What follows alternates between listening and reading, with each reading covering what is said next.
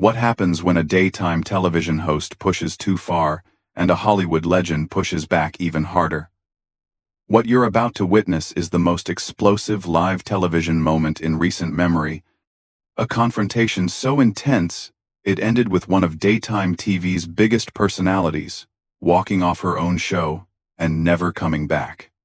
This is the story of how Joy Behar's career at The View came to a shocking end during what was supposed to be a routine celebrity interview. If you think you've seen heated exchanges on daytime television before, you haven't seen anything like this. Make sure to subscribe and drop a comment telling us what you think really happened behind the scenes, because this story has layers that will blow your mind. The studio audience at The View was buzzing with anticipation as the show returned from commercial break. Joy Behar, sitting in her usual spot at the Hot Topics table, shuffled her notes one final time before looking directly into camera 2.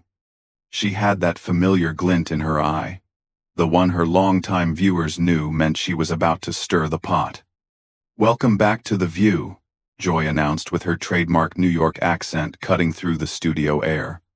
"We're here with Academy Award winner Kevin Spacey, who's joining us to discuss his upcoming independent film project. Kevin, thank you for being here." Kevin Spacey, impeccably dressed in a charcoal gray suit, sat across from the panel with his hands folded calmly in his lap. His expression was polite but guarded, the kind of carefully controlled demeanor that had served him well throughout his decades in Hollywood. "Thank you for having me, Joy," Kevin replied, his voice smooth and measured. "It's always interesting to be on live television." The word interesting seemed to hang in the air for a moment longer than necessary. Joy leaned forward slightly, her pen tapping against her notepad in a rhythmic pattern that regular viewers would recognize as her tell when she was about to go off script. "You know, Kevin, I have to ask," Joy began, her voice taking on that particular tone she used when she was about to make things uncomfortable. "There's been a lot of talk about accountability in Hollywood lately. How do you personally define redemption?"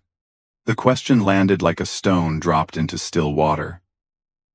Kevin's jaw tightened almost imperceptibly, but his media-trained smile remained firmly in place. "Well, Joy, I think redemption is about the work we do moving forward," Kevin answered carefully.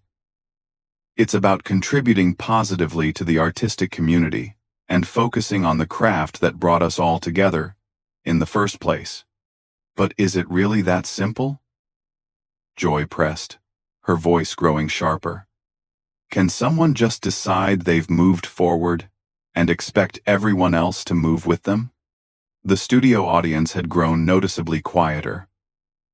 Even the other co-hosts seemed to sense that Joy was venturing into territory that hadn't been discussed during the pre-interview production meeting. Kevin uncrossed his legs and leaned back in his chair, his composure still intact but his eyes now focused entirely on Joy. "I think, Joy, that we live in a society where people are allowed to rebuild their lives. That's what I'm doing, focusing on my work and the projects that matter to me." "Right, but what about the people who can't just rebuild?" Joy shot back, her voice rising slightly. "What about the people whose lives were affected by actions that some people in this industry have taken? Don't they deserve more than just someone saying they're focusing on their craft?" The tension in the studio was becoming palpable. Camera operators exchanged glances, and the show's producer could be seen frantically gesturing from the control booth, though Joy seemed oblivious to the signals. Kevin's demeanor shifted almost imperceptibly. The polite smile faded, replaced by something cooler, more calculating. "Joy, I came here today to talk about my new film, which deals with themes of human resilience and artistic expression. I'm not sure what specific situations you're referring to, but I think it's important that we don't make assumptions about people's experiences or motivations." "Oh, I'm not making assumptions," Joy replied, her voice now carrying the full force of her confrontational style. I'm asking direct questions about accountability, something that seems to be in short supply these days, especially among people who think their talent gives them a free pass. The words hit their mark. Kevin's hands, which had been resting calmly in his lap, now gripped the arms of his chair. His voice, when he spoke, carried a new edge that hadn't been there moments before. "Joy, I need to stop you right there," Kevin said, his tone still controlled but with an unmistakable firmness.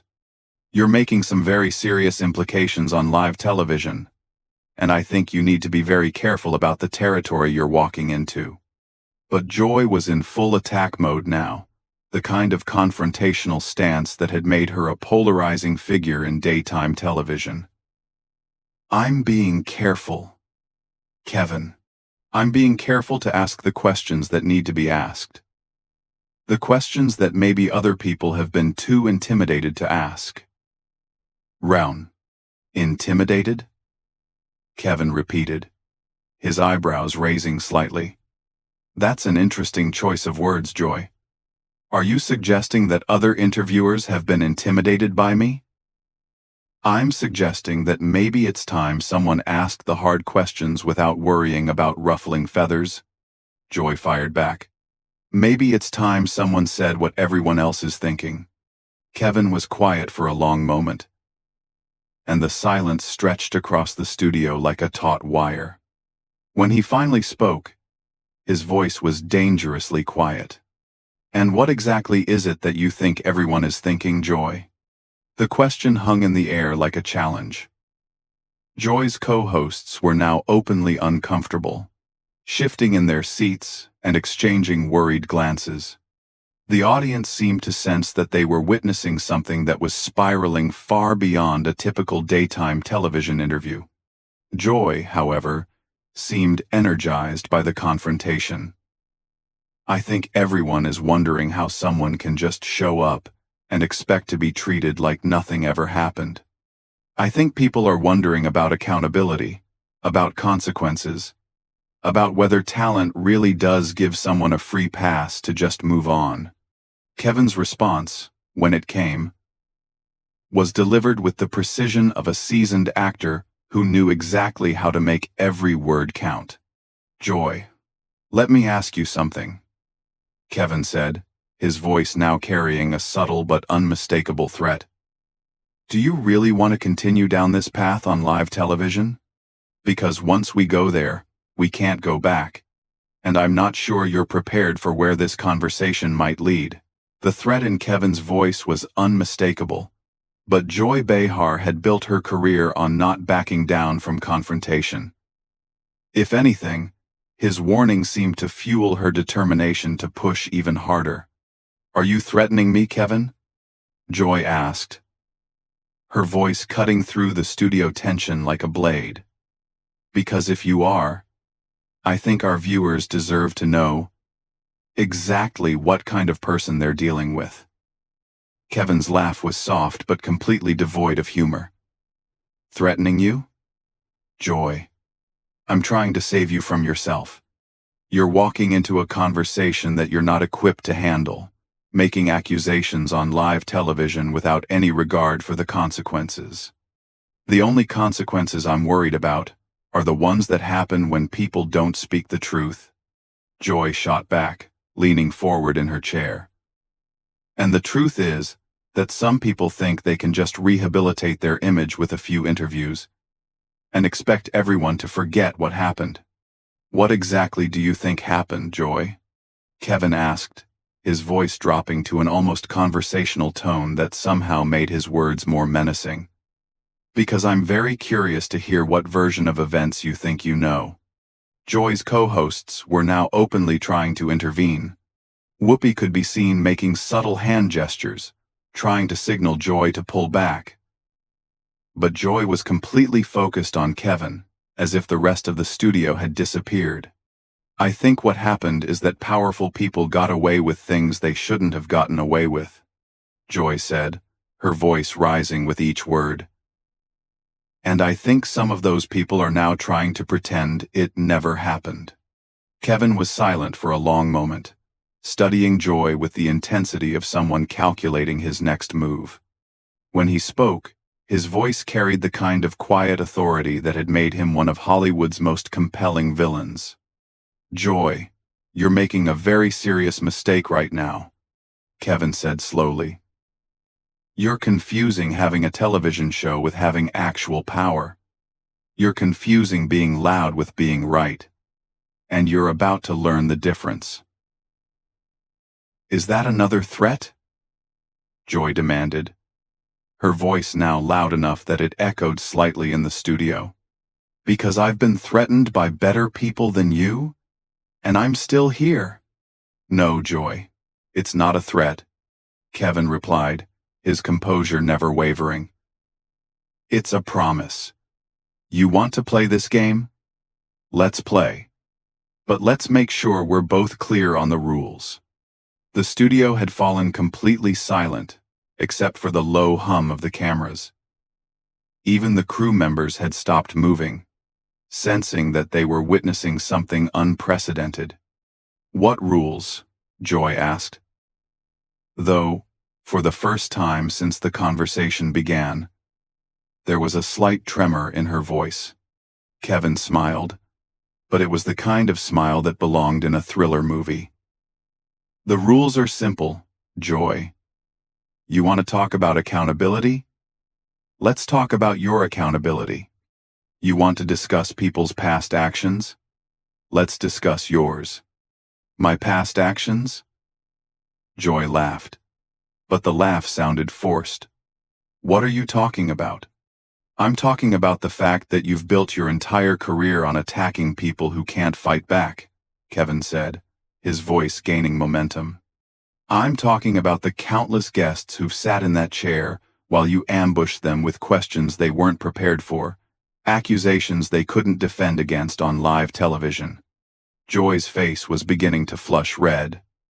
"That's called journalism, Kevin. That's called asking the tough questions." "No, Joy. That's called being a bully with a microphone," Kevin replied, his voice now carrying the full force of his theatrical training. "And the difference between us is that I'm not going to sit here and let you do it to me." "You can't intimidate me," Joy said, but her voice was noticeably less steady than it had been moments before. "I'm not trying to intimidate you," Kevin said calmly. "I'm simply pointing out that if you want to have a conversation about people's behavior, we should have an honest conversation. And honestly, Joy, your behavior over the years has been far more destructive than anything I've ever been accused of." The accusation hit Joy like a physical blow. Her mouth opened and closed several times before she found her voice again. "How dare you?" she managed to say. "How dare you sit there and try to turn this around on me?" "I'm not turning anything around," Kevin replied smoothly. "I'm simply responding to your questions with questions of my own. You asked about accountability. I'm asking about yours. You asked about consequences. I'm asking about the consequences of your actions over the years." Joy was now gripping the edge of the table so tightly that her knuckles had turned white. "My actions? I've spent my career speaking truth to power." "Your actions," Kevin repeated, his voice growing more forceful. "The guests you've destroyed with your ambush tactics. The careers you've damaged with your reckless accusations. The people who've left this studio feeling humiliated and violated because you thought it made for good television." "That's not," Joy started to say, but Kevin cut her off. "The young actors who came on this show to promote their first films and left feeling like they'd been attacked," Kevin continued, his voice building like a prosecutor making his closing argument. "The politicians who agreed to interviews and found themselves facing a hostile interrogation instead. The authors, the musicians, the directors who trusted this show and found themselves facing your particular brand of character assassination." Joy was now visibly shaken, her usual confidence completely eroded. "You don't know what you're talking about. I know exactly what I'm talking about, Kevin said, leaning forward in his chair. I know. Because I've spoken to some of those people. Joy. I know because the entertainment industry is smaller than you think, and people talk. They talk about the fear they feel when they're booked on this show. They talk about the anxiety they experience knowing they might face one of your ambush interviews. That's... Joy began, but her voice cracked slightly. That's what, Joy? Kevin asked, pressing his advantage. That's not true? Because I can give you names if you'd like. I can tell you about the young actress who had a panic attack in your green room after you spent 10 minutes attacking her personal life instead of discussing her work. I can tell you about the musician who still won't do television interviews because of how you treated him on this show. Joy's face had gone from red to pale, and her hands were now trembling slightly. The other co-hosts were looking between Joy and the control booth, clearly desperate for someone to intervene. You're lying, Joy said. But her voice was barely above a whisper. Am I? Kevin asked, his voice now deadly quiet. Because here's the thing about accountability, Joy. It works both ways. You want to hold other people accountable for their actions? Then you need to be held accountable for yours. And your actions, over the years, have been consistently cruel, consistently destructive, and consistently protected by the shield of this television show. Joy stood up suddenly, her chair rolling backward with the force of her movement. Her face was now a mixture of rage and something that looked dangerously close to panic. I don't have to listen to this, she said, her voice shaking with emotion. No, you don't. Kevin agreed, his voice returning to its earlier calm tone. You can walk away. You can do what you've always done when someone finally stands up to you. You can run. The word run hung in the studio air like a gauntlet thrown down. Joy stood frozen behind the table, her chest rising and falling rapidly as she stared at Kevin with a mixture of fury and disbelief. Run? Joy repeated, her voice cracking with emotion. I've never run from anything in my life. Haven't you? Kevin asked, settling back in his chair with the confidence of someone who knew he had gained the upper hand. What about the interview with the Broadway producer 3 years ago? The one where you made personal accusations that you couldn't back up, and when he started to defend himself, you suddenly had to go to commercial? Joy's face went completely white. That's not what happened. Or the time with the documentary filmmaker, Kevin continued relentlessly. The one who was trying to discuss her work about women's rights, but you spent the entire interview attacking her personal relationships instead? And when she started to push back, you suddenly developed technical difficulties? Stop it, Joy whispered, but Kevin was nowhere near finished. The environmental activist who came here to discuss climate change but left after you spent 15 minutes grilling him about his divorce. Kevin went on, his voice gaining momentum like a freight train. The cookbook author who broke down crying on live television because you decided her weight was more interesting than her recipes. The teenager who won a science competition and came here excited to share her work, only to have you spend the interview questioning whether her parents had done the work for her. With each example, Joy seemed to shrink further into herself. Her co-hosts were now openly staring, as if seeing her for the first time. Those were legitimate questions, Joy managed to say, but her voice sounded hollow even to herself. Were they? Kevin asked, raising an eyebrow. Or were they the questions of someone who confused cruelty with journalism? Someone who thought that making people uncomfortable was the same thing as holding them accountable? Joy's hands were shaking now as she gripped the back of her chair. You don't understand what it's like to do this job. I understand exactly what it's like to do your job, Kevin replied coldly. I understand what it's like to perform every day, to maintain a persona, to give people what they expect from you. The difference is that my performances don't destroy real people's lives. I've helped people, Joy protested weakly. I've given voice to important issues. You've given voice to your own ego. Kevin shot back. You've used this platform to feed your own need to be the center of attention, to be the one asking the hard questions, regardless of who got hurt in the process. Joy was now openly crying, tears streaming down her face as she struggled to maintain some semblance of composure. You can't say these things to me. Why not? Kevin asked, his voice softening slightly but losing none of its intensity. Because you're not used to being on the receiving end? Because you're used to being the one who gets to attack while hiding behind the protection of being the host? I'm done, Joy said suddenly, her voice breaking completely. I'm done with this. Are you? Kevin asked. Because this is what you do to other people, Joy. This is what it feels like to be sitting in my chair while you tear them apart for your own entertainment. This is what it feels like to be ambushed, to be attacked, to be made to feel small and helpless while you perform for your audience. Joy pulled off her microphone with shaking hands, the small device clattering as it hit the table. I said I'm done. And that's your choice, Kevin said calmly.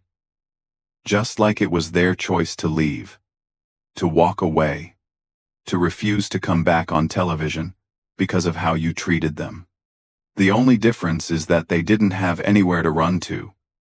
They just had to live with what you did to them. Shut up, Joy whispered. But there was no force behind the words.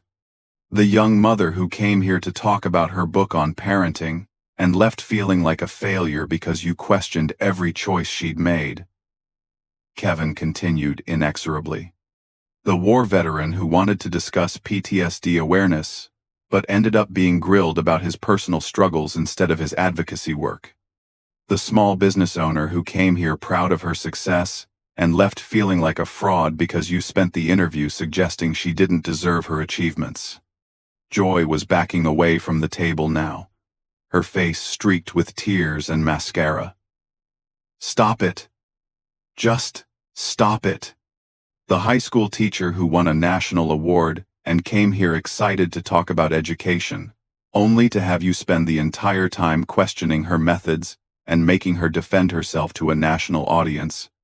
Kevin went on, his voice never wavering. The cancer survivor who wanted to share her story of hope, but left feeling like her experience had been trivialized because you were more interested in the dramatic details than the message of resilience. I helped those people, Joy sobbed. I gave them a platform. You used those people. Kevin corrected firmly. You used their stories, their vulnerabilities, their trust, to create television moments that would get people talking. And when they tried to defend themselves, when they tried to maintain some dignity, you cut them down even further. This is one we saw with now courting to in Decid, and they courting to in 25 too, the Scream Town and a Fiver. Joy was now at the edge of the stage area, her whole body shaking with the force of her sobs. The studio audience sat in stunned silence, witnessing the complete breakdown of someone they had watched for years. This isn't who I am, Joy whispered. Isn't it? Kevin asked, his voice now almost gentle in its cruelty. Because this is who you've been every day for years, Joy. This is the person who sits in that chair and decides that other people's pain is acceptable collateral damage for good television ratings. Joy turned toward the exit, but Kevin's voice stopped her one last time. The difference between us, Joy, he said quietly, is that I'm giving you a choice. I'm letting you walk away. I'm not following you backstage to continue this conversation. I'm not bringing up things from your personal life to hurt you more. I'm not trying to destroy you completely. I'm showing you more mercy than you've ever shown anyone who sat in this chair." Joy stood frozen in the doorway for a moment, her back to the cameras. When she finally spoke, her voice was barely audible. "I quit," she said, the words carrying across the silent studio. "I quit The View. I'm done." And with that, Joy Behar walked out of the studio, leaving behind a career that had spanned decades, and a legacy that would forever be defined by this single, devastating conversation. Kevin remained in his chair, looking directly into the camera with the calm composure of someone who had just delivered the performance of his lifetime. "I think," he said quietly to the stunned audience, "we should probably go to commercial." The cameras kept rolling as producers scrambled to figure out what to do next, capturing every moment of the most explosive confrontation in daytime television history. Joy Behar had finally met someone who refused to be intimidated, someone who turned her own tactics against her, and someone who showed her exactly what it felt like to be on the other side of her relentless questioning. And that was the end of Joy Behar's time at The View. So, what do you think really pushed Kevin Spacey to that breaking point? Was this a calculated move?